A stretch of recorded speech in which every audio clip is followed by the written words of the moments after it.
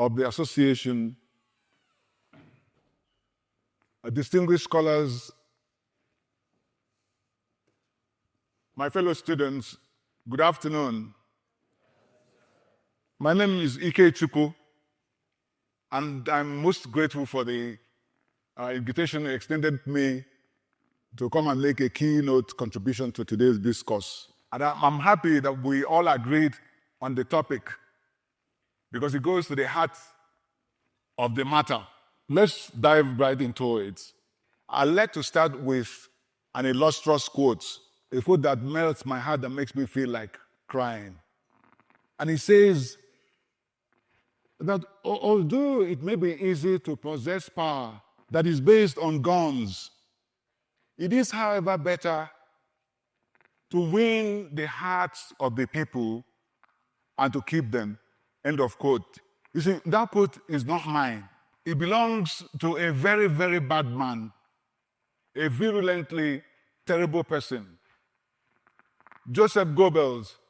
Goebbels was Adolf Hitler's advisor, counselor, very close friend, confidant, his thinker, his philosopher, his propagator, his propagandist. In fact, he ended up being the minister of propaganda for Hitler and Nazi Germany. When he wedded Hitler as the Führer, as the paramount leader, like the president, somebody much more powerful than the normal president, because Hitler was a despot.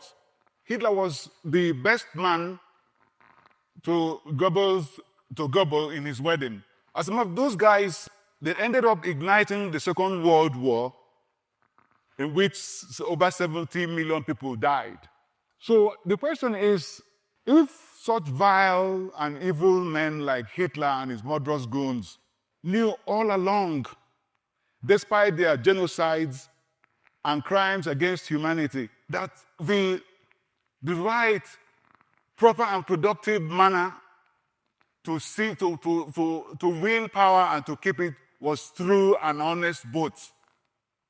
How did that knowledge escape us, we political leaders of Nigeria?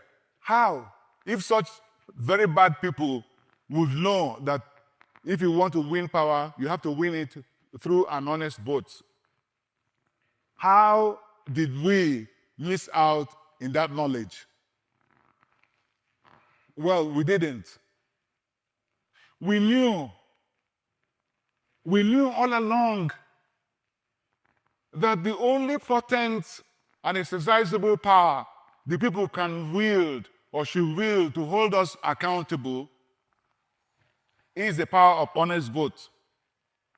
In fact, we knew that it is the prolonged absence of honest elections that led inexorably to the mass poverty and gross underdevelopment we have in the country today. Because if the people had been exercising the power of honest vote since 1960, when we had independence till date, Nigeria in 2025 would have developed into a first world nation by all standards and in all ramifications. We would have been like Europe. The problem we have is that since independence, almost 90 to 95% of the elections, parliamentary elections, when we had a parliamentary system, presidential elections, National Assembly, gubernatorial, state House of Assembly, councillorship elections, 95% of these elections have been outright stolen or rigged or perverted or thwarted or nullified. And that means that Nigerians have never really voluntarily chosen their leaders. Neither have Nigerians ever been governed with their consent. Absence of honest elections makes our democracy a fake democracy, period. and no offense meant to all of us. You know, if we could take Jean-Paul Sartre's epigram on existentialism, you know, the one that rhymes, existence precedes essence, and analogize it to our discourse today, the epigram that emerges will be honest elections precede democracy, because ontologically, the fundamental reality of democracy is nothing but honest elections. Ontology is that branch of philosophy that deals with the study of existence, being, fundamental nature of reality. Put it simply, it means the study of what is, and which, when applied to a concept like democracy, will ask the question, what is democracy at its core? And the answer is honest elections. Could you repeat that for me? Yes, the answer is honest elections. You know, what it shows is that honest elections are not merely a feature of democracy, but it is necessarily the constitutive element of its being. In Nigeria, the simple and painful reason why elections have been rigged all the time is that those people who have been vested with the power of appointing the electoral officers have by themselves been contestants, either by themselves or their political parties or their preferred candidates. They have been contestants in the same elections in which they appointed those who are conducting the elections. And it shows you there will be injustice, because the lawyers say, nemo judex in causa sua. Nobody can be a judge in his own case. Since independence, the power of appointing electoral personnel and electoral officers and electoral bodies have been vested when we had a parliamentary system in the prime minister, and when we had the presidential system in the president. The elections of 1964, 65, it was such a big hassle, because the party of the prime minister had a collaboration, or if you may, let me just use it, a civilized word, collaboration. So the party of the prime minister who appointed the electoral officers had a deal with their local allies in the southwest. And the deal was, of course, the electoral body was much more sympathetic or participated in helping the party of the prime minister's local ally win the election. The election was skewed. And the aftermath of that rigging created such a major problem that exacerbated into a cataclysm that almost consumed the nation. When the presidential system came along, the power was vested with the president. And by 1999 Constitution, the power of appointing the electoral officers for the conduct of local government elections was devolved to the state governors. And you see, the world has been looking with askance or with amusement, depending on the inclination, as to the number, the Soviet Union-style numbers that have been reported from our local government elections, where the party of the governor scores 100% victory. The last elections we had, council elections we had, was in Lagos State, and the results were virtually 100% for the party of the governor. But don't beat up on Lagos, because it is like this in every state. State after state, your state, my state, every state, the party of the governor wins 100%. And the world had also been wondering, all the other elections held where the president has had the remit of appointing the electoral officers. It's the same thing, because they've been watching listening to the loud cries, demonstrations, protestations, avalanche of court cases that attend these elections, presidential, governorship, House of Assembly, National Assembly. The last election we had, 2023, we had almost 10,000 cases. Well, as we go on in this lecture, we are not talking about this particular president that is sitting now, or this particular ruling party now, or the governors now. We're talking about generic. That's whoever is there. The people who are aspiring to go there, the people who left, the people who will aspire in future. We're talking about the office because it's the same. It's basically the same. The Senate president was quoted as saying that in the upcoming elections, the ruling party was going to score 99.9% victory. Colonel Abubakar Dangiwa Umar, the legendary military veteran who became the democracy and honest elections activist, he took it seriously. Because we wrote a protestation to the president, so you need to shun these sycophants who make such predictions to you, inundated with such predictions. And you know how respectable Umar is to all of us. He took it seriously. He took it on a serious note. But on another serious note, it might be disingenuous for me to stand here testing out and self-preciously blaming others when I know that I'm part of the problem. Yes, I am part of that problem. Because all of us, politicians, political office holders, past, present, and military heads of government, former military heads of government, all of us are part of this big problem.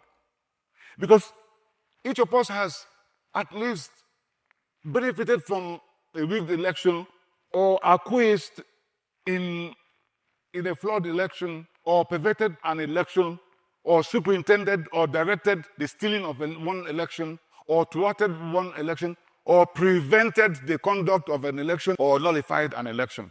So all of us, we have to confront this in order to get better. The election of 2007, the presidential election was skewed to benefit one candidate.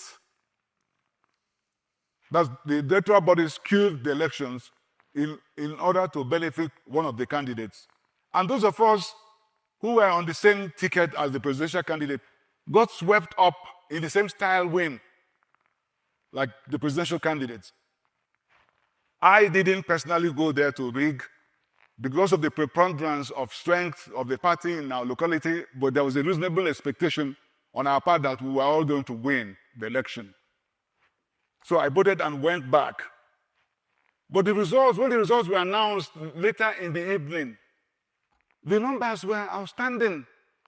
Instead of tens of thousands, you saw hundreds of thousands. And then I was wondering, where do these people come out to vote as to get these numbers? So the numbers were bogus. So I ought to have just raised my hand and said, sir, I reject this victory because the numbers are bogus. But I didn't. I allowed myself to be sworn in the Senate, which is an ethical lapse. That's why I'm telling you that nobody can come out here and start blaming others. It's an ethical lapse. Although, fortuitously for me, my election was nullified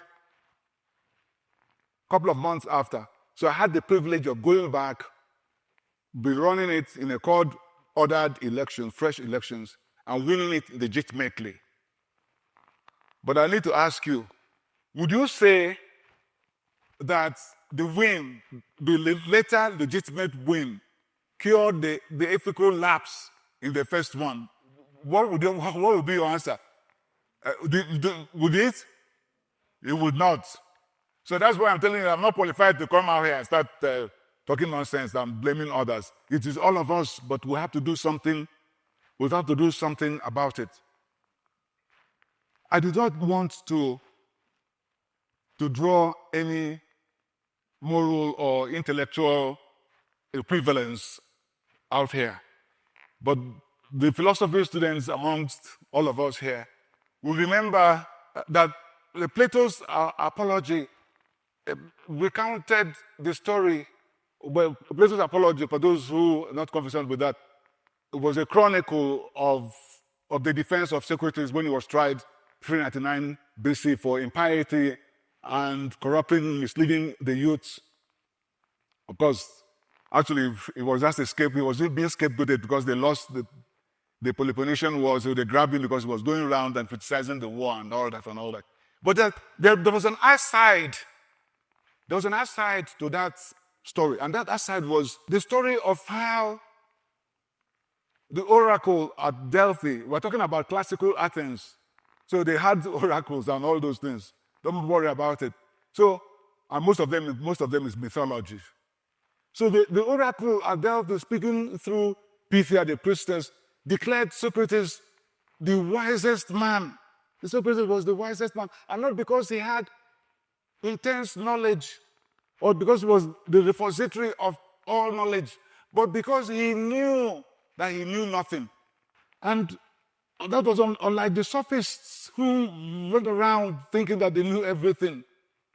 So the fact that Socrates knew that he didn't know gave him the clarity to know that he had to pursue knowledge, and knowledge he pursued, he did. You remember his dialectical elenchus. So I believe that my self-awareness and consciousness that I'm part of the problem affords me the clarity needed to chart the course on how to solve the problem of election rigging and then to move our nation up to the era of honest elections, and the clarity to reasonably forecast outcomes of an era of honest elections in Nigeria. And so permit me to inform you that although it is very, very important to make bimodal voter accreditation system and electronic transmission of results via IREV all legally mandatory in the conduct of our elections in Nigeria. But I'm sorry to disappoint you that IREV, BVAS and IREV cannot solve the problem of electoral rigging in Nigeria without the neutrality and impartiality of the electoral bodies. Because those systems are vulnerable to manipulation. All those who direct, plan, superintend election rigging in Nigeria are the top leadership of the electoral bodies, who working with the politicians and in cahoots with the politicians work aggressively to skew the elections in favor of the persons and the political parties under whose auspices they were appointed, and who stuck in their visceral determination and unshakable resolve to steal elections in favor of their masters, will bring to bear on their quest this known knowledge, this particular information I just gave, that these systems, the IREB, BVAS, are susceptible to manipulation, and that they can even manufacture logistical problems, infrastructural and logistical problems, particularly internet connectivity and power supply disruptions, and then turn around and take benefit of those failures. That they can even manipulate the back-end data. They can do that. And that they can even engineer system dysfunction and malfunction and exploit the resulting glitches. Or that they can even decide not to transmit the elections, whatever you say in the law, because it's always a do or die game for them.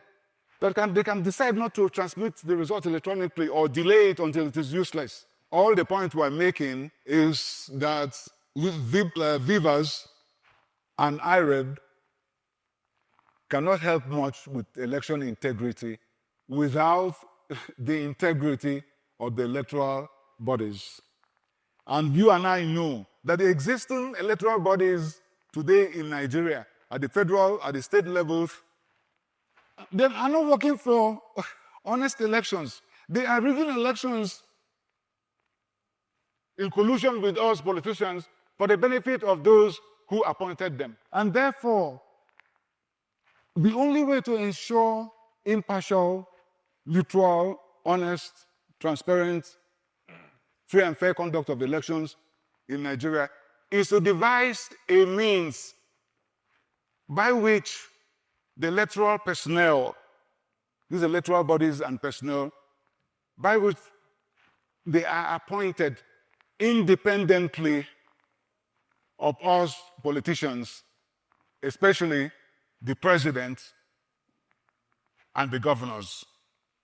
I'll say it again, that we must find a way to make sure that the president and the governors do not influence or direct the appointment of electoral officers. Regarding outcomes, the outcomes of an honest election era, I took the liberty of commissioning an analytic study on what our future prospects would be if we conducted and experienced 3 consecutive cycles of honest elections in Nigeria. What would be our future, our fortunes, or our disadvantage if we can have honest elections, say, from 2027, and then we'll have honest elections again 2031, and we'll have honest elections again 2035. How would we fare? My study finds out that in the first cycle, which will be like 2027, the number of ethically minded and morally courageous, freshly elected politicians will be greater in number than the usual yeye politicians like us, by a ratio of 52% good and 48% not so good like us. And then in 2031, it will even get much better, because the ratio will be 80% for the good and 20% for the not so good like us. And in 2035, the third cycle, it will be 99% good and 1% not so good. So can you see that what we have is a total makeover in quality of candidates? Can you see that? Gentlemen and ladies, can we see that? Yes, let's clap for Nigeria. We are making progress. It's good for us to have this discussion so that we see that some people have lost hope in Nigeria. I have not. I'm very optimistic of the country. All we need to do is to do it right. And our pathway to doing what is right is honest elections. And then you may be wondering, what about those politicians like us who squeaked through in this election? What will happen to us? Why do you have to have bad ones like us in the mix? Why? But I'm telling you not to worry, because in the era of honest elections, the people are now the sovereign. The people that have now gotten the popular sovereignty, the people's power, and that power is the power of vote. It is now the people, they are the new sheriffs in town. So both the good and the bad know that they will be thrown out of office unless they deliver people's-oriented projects and deliver good governance. And I'm telling you, it's not going to be from four yearly basis. The people are not going to wait to throw bad people, bad politicians, bad officers out of office. They're not going to wait for 4 years, because the recall process will now be activated. And it's not like that one they tried to use in Kogi State, the one they tried to use in Kogi State to recall somebody, and our own INEC saw through it. Imagine where our INEC says that what some electoral process is bad.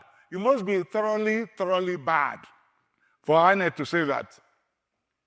If the new dispensation under that era of honest elections, the people will be the sovereign.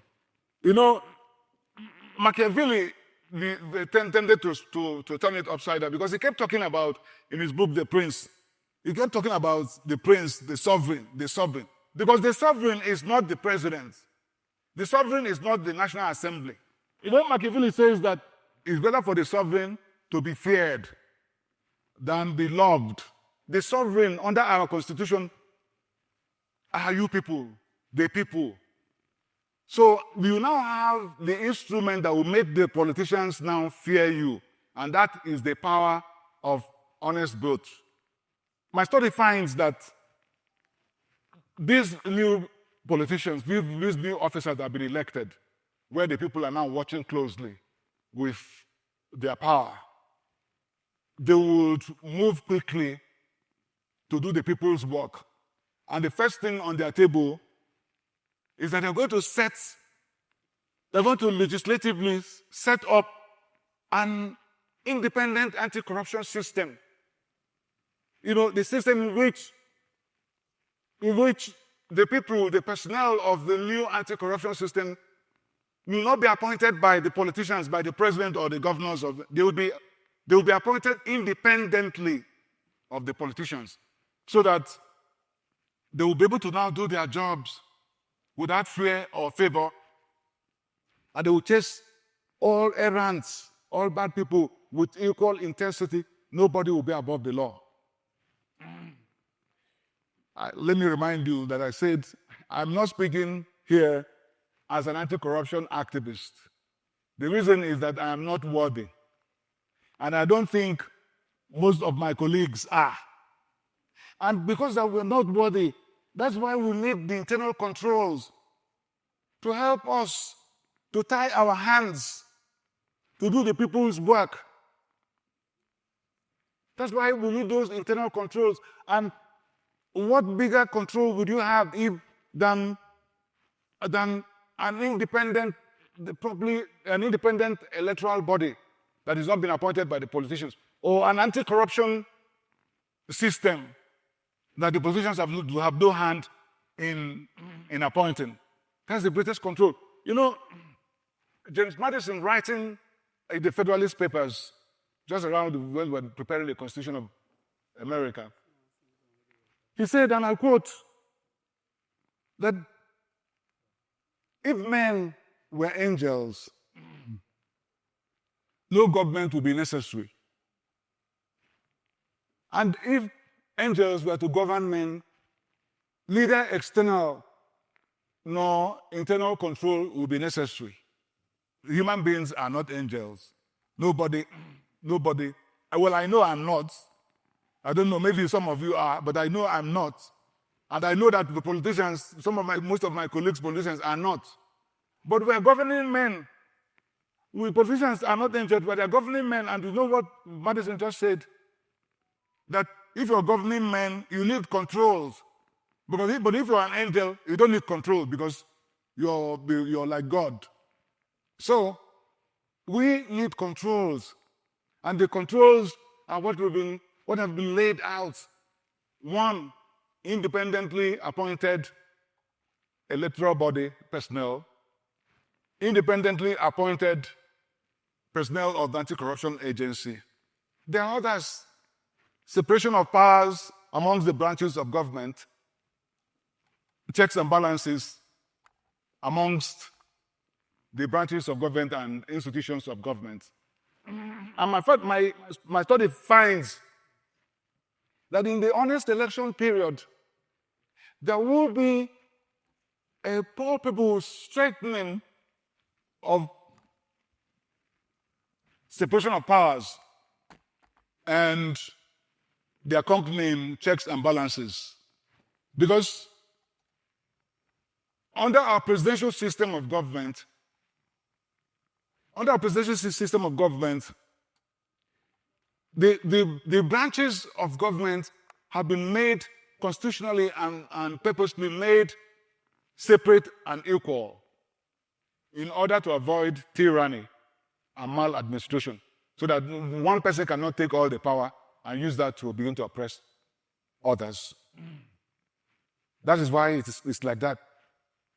But since inception, unfortunately, the observance of separation of powers and checks and balances have been rather weak, most times non-existent, leading to abuse of office, abuse of power, misgovernance, erosion in the rule of law, humongous waste, unaccountability, untransparency, bad management of the fiscal and monetary policies, and discouragement of foreign direct investment. You know, what has happened now is the whole governance. Once one arm of the government is not checking what the other arm is doing, what you have is all I've just enumerated. That is that. The National Assembly has been called out many times and by so many people for turning itself into a rubber stamping legislature. Remember, I was there, and when I was there, it was the same. So I am as responsible for the weaknesses there as those who are there now. Nobody, we can't count. The only thing is that we have to talk about it, because it's only by talking about it and owning our mistakes that we can correct them. So just remember that yours truly here is as guilty as others. There's no, I'm sorry about it, but that's the way it is.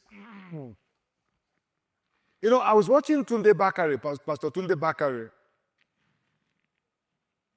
We vented fulminations, demonstrations, you know, with invectives.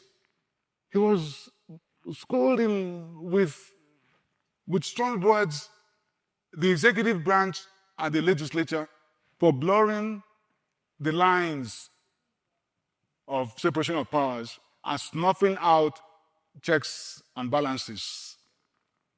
He said, he declared the National Assembly now as an extension of the executive branch. Tunde Bakare now said that the National Assembly is the 41st member of the cabinet of the president. And he now said something that, you know, for the purpose of accuracy, I'm going to quote. He says that the nation is today bedeviled by a captured National Assembly. End of quote. Strong words, but the situation is serious, because without separation of powers, you see the problems we'll be having. But nothing vindicates Tunde Bakare's captured National Assembly trope than the role played by the legislature in the recent proclamation of state of emergency in Rivers State and the removal or suspension of Governor Saga. Because, firstly, the combined effect of sections 188, 189, 305, subsections 4 and 5, dealing with tenure of office and cessation of office of a governor, and the scenarios for proclaiming a state of emergency. None of these sections show that the Constitution has given the president the power to remove a governor. None. So the National Assembly ought to have spoken at the earliest opportunity, because the fact that we have separation of powers does not mean that we have brick walls separating the branches of government. You know, there are still consultations going on. So at the very first opportunity when they were briefed on it, the National Assembly ought to have said, Mr. President, we need to rethink this. Because you remember watching our sitting vice president, Elijah Shetima. By the way, Shetima, he speaks beautifully well and with good cadences to his tone, and he's very witty. So I like watching him speak. I saw him, I saw the flicker of where he was speaking, I put it on, and he was indulging himself in reminiscences. He was remembering how he would have been removed as the governor of Borno State. He was almost removed as the governor of Borno State by the then president. But for the intervention of the then Speaker of the House of Representatives, Aminu Waziri Tambuwa, he advised the president then, he said, Mr. President, you do not have the power to remove an elected councillor. How much more an elected governor? And of course, with the concurrence of opinion with the Attorney General and some other senior counsel, that the then president pulled back. So this is what was expected in this scenario, that the National Assembly ought to have spoken immediately. We said, Mr. President, please, let's rethink this thing so that we don't make any mistake. It doesn't seem that happened. And secondly, the Constitution provides a backup, because by virtue of sections 305 subsection 6b, the proclamation of emergency by the president dies a natural death in 2 days if the National Assembly is in session, or in 10 days if they are not in session and ought to be called back, unless the National Assembly approves the proclamation, and then it gains life. Otherwise, it's dead. And the approval, as mandated by the Constitution, will be concurrent resolutions of the Senate and the House of Representatives, supported by at least 2/3 majorities of all senators and all members of the House of Representatives. Meaning that we needed at least the minimum 73 senators and 240 honorable members of House of Representatives to approve, to give life to the proclamation of emergency. Otherwise, it dies. And how do you know if a number of 73 is met or 240 met? Is it not by counting?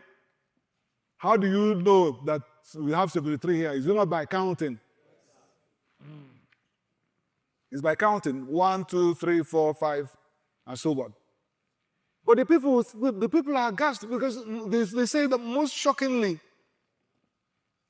that the National Assembly, saying that perhaps they didn't have the numbers, resorted to a voice vote. Voice vote is usually by estimation. You know, when the Senate President will say those in favor say aye, everybody will say unison, aye. And the one who says those against say nay, they will say nays. So ask yourself, how is it possible? What do all of us here shout ayes and some shout nays? How do you know the number that shouted yes and the one that said no, without division and enumeration? So you say it. So as far as the people are concerned, they think that the National Assembly did this in order to please and appease the executive branch. And therefore, what you had was a voluntary abnegation of its equality with the executive branch. You know, James Madison, when he was making an argument back in the days, 1770, before the proclamation of independence of America and then the writing of their Constitution, he argued so much for the separation of powers.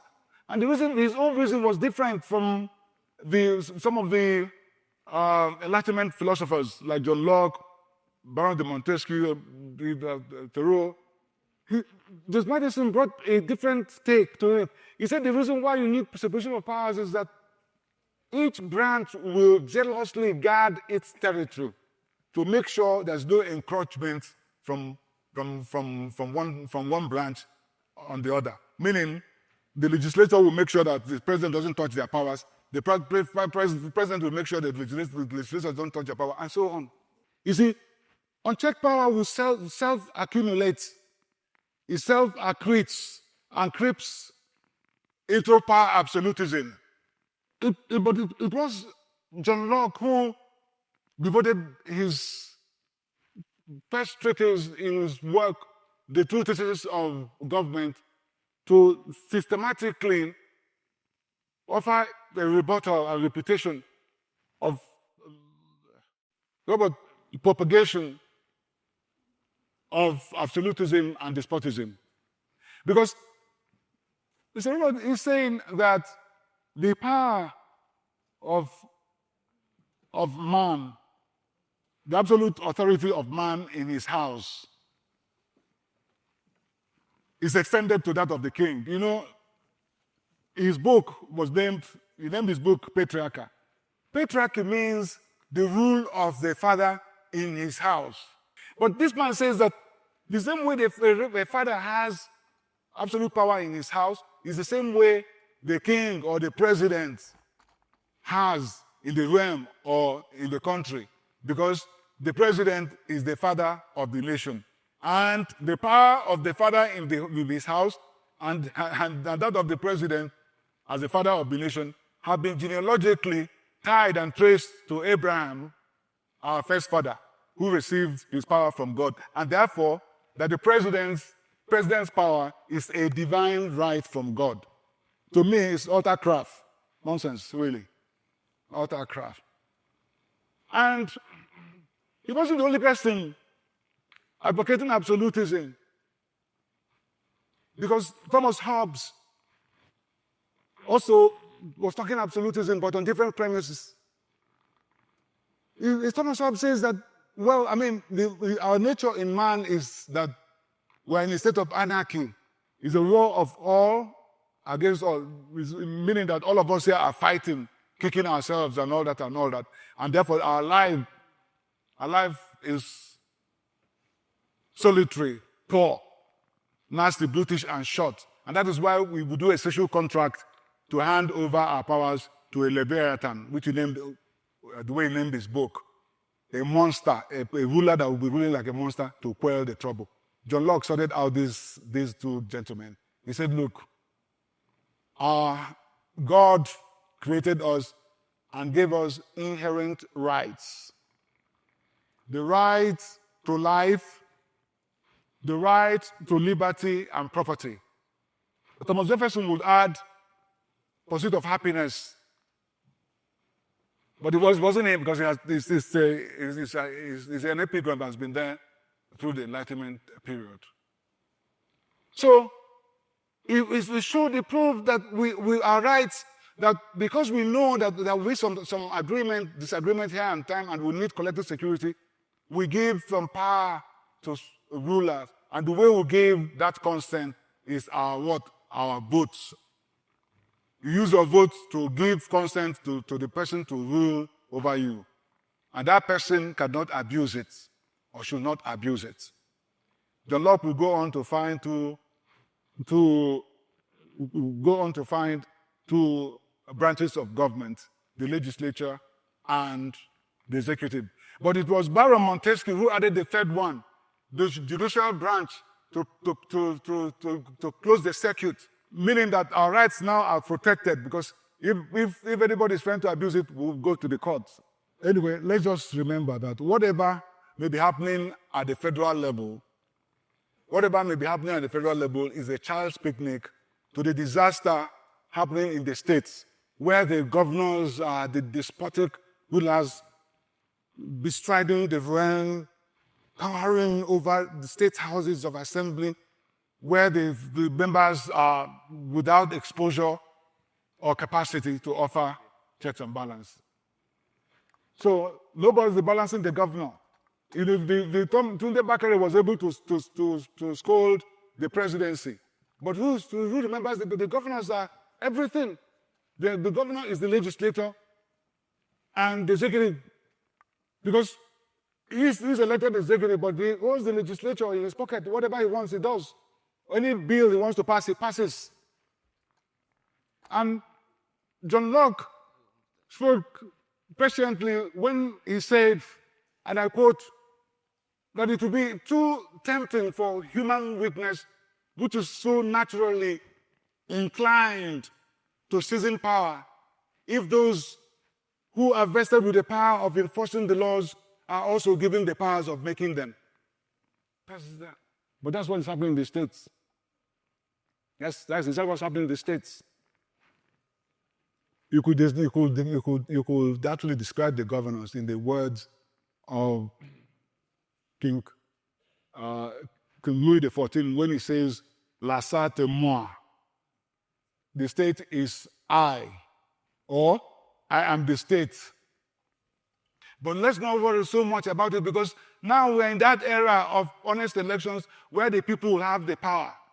They're going to use their power to infuse their power of punishment, to punish these legislators, to infuse metal in their back so that they can do the right thing. And they use that power to also oversight the executive, to know when it's overstepping its bounds. And because of the fact that we're holding elections that count, you don't need to go into the big party, with structure, because structure is the ability to rig. In the locality, you just put your name in the small party.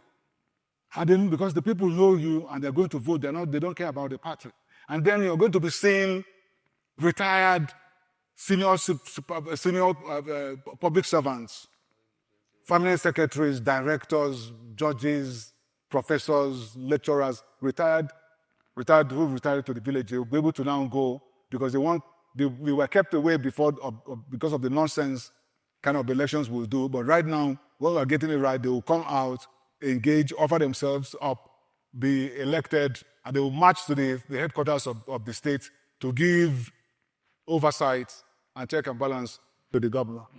We're heading towards making progress. So my study finds that with these primary fruits of honest election, which were counted now, the first one is the elections in themselves. The elections in themselves are fruits of honest election just by themselves, without any further purposes. Because anytime you hold an honest election, what you see is that it imbues a feel-good factor. It imbues state of well-being and confidence in the polity.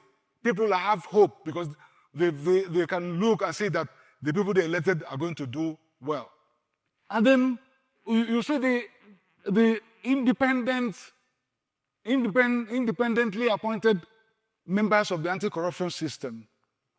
And then the separation of powers and the accompanying checks and balances. And above all, the greatest of it all is more ethics in government, because now the quality of the people who have been elected have improved dramatically.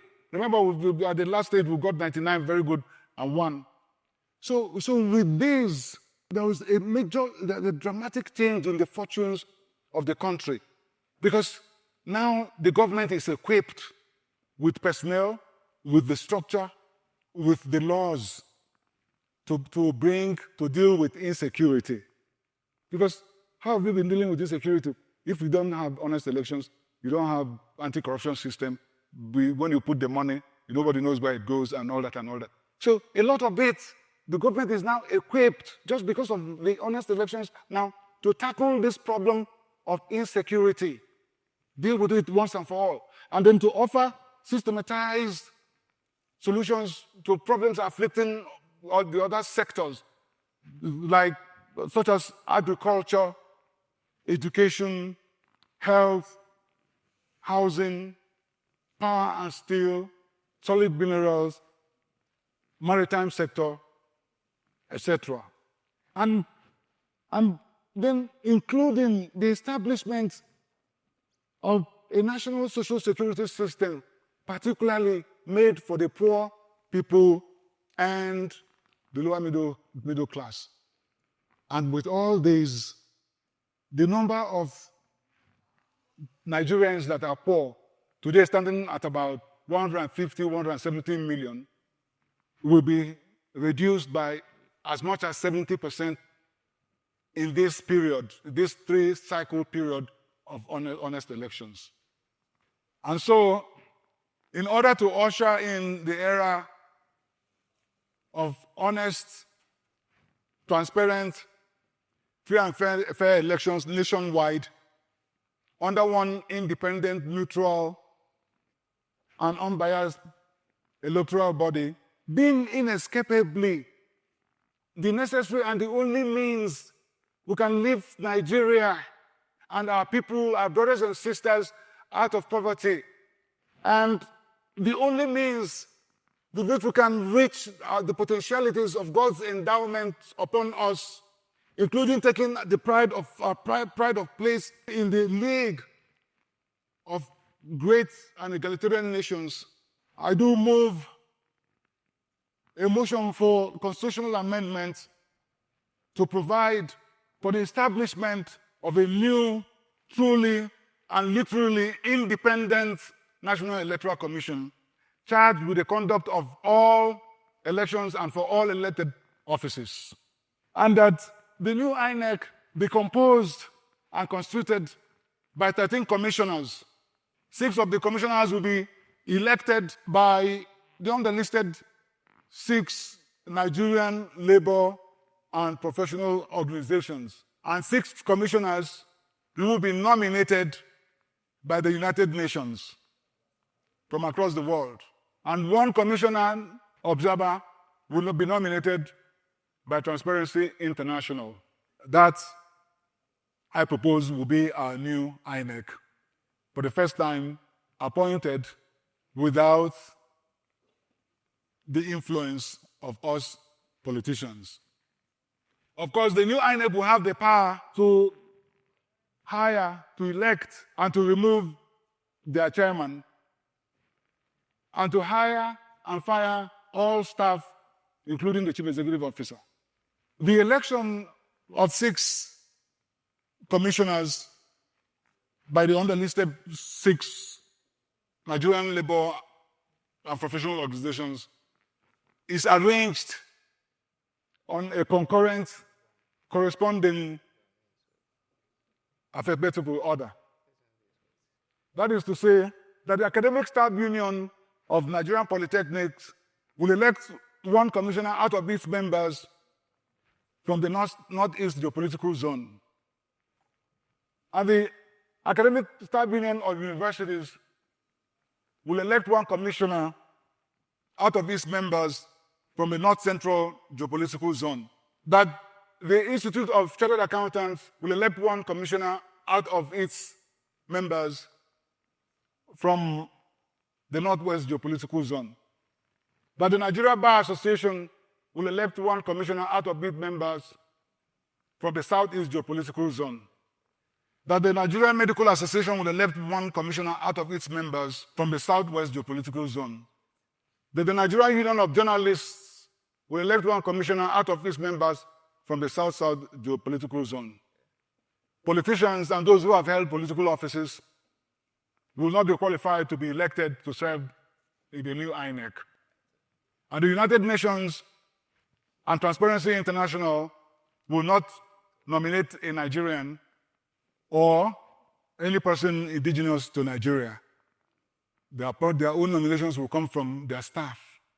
And it will be the responsibility of the president at the appropriate time to receive and collect the names and curriculum vitae of the nominees and nominees-elect for transmission to the National Assembly for confirmation. No commissioner-elect or nominated may be rejected except with the concurrent resolutions of the National Assembly, the Senate, and the House of Representatives by resolutions supported by at least 2/3 majorities of the Senate, all senators, and 2/3 majorities of all honorable members of House of Representatives, and all voting in person.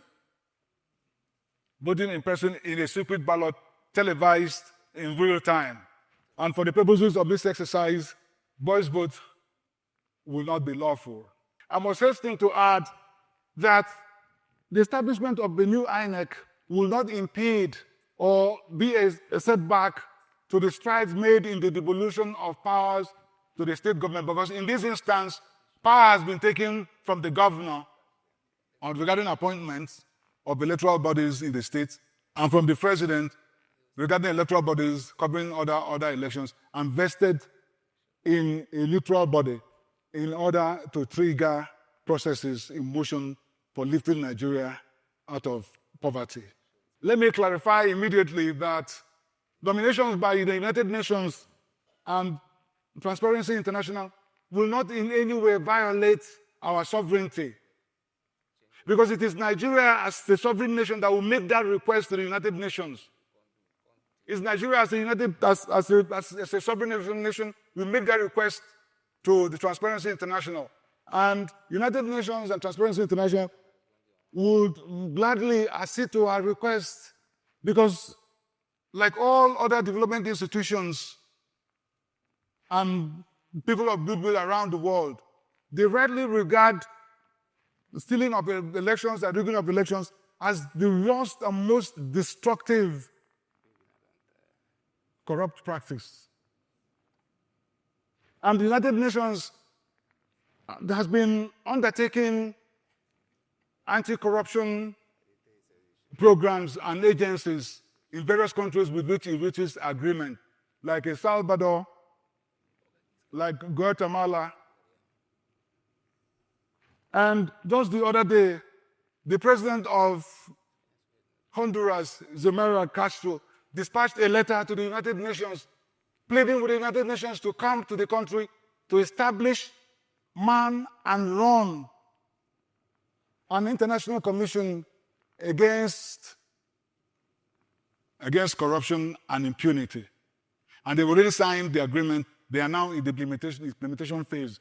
So they'll gladly make these nominations. And they have a vast pool of bureaucrats, of public servants, of anti-corruption experts that they can choose from all over the world, including Africa, Middle East, in Asia, in the Americas, the Greater Europe, Caribbean nations. They can choose from anywhere. Because they would love to be part of this liberating effort of Nigeria to emancipate the people out of poverty. I've taken the liberty of preparing the draft bill for the amendment of the Constitution to provide for the establishment of the new INEC. And I'll be making that public, after which it will be submitted to the National Assembly for consideration.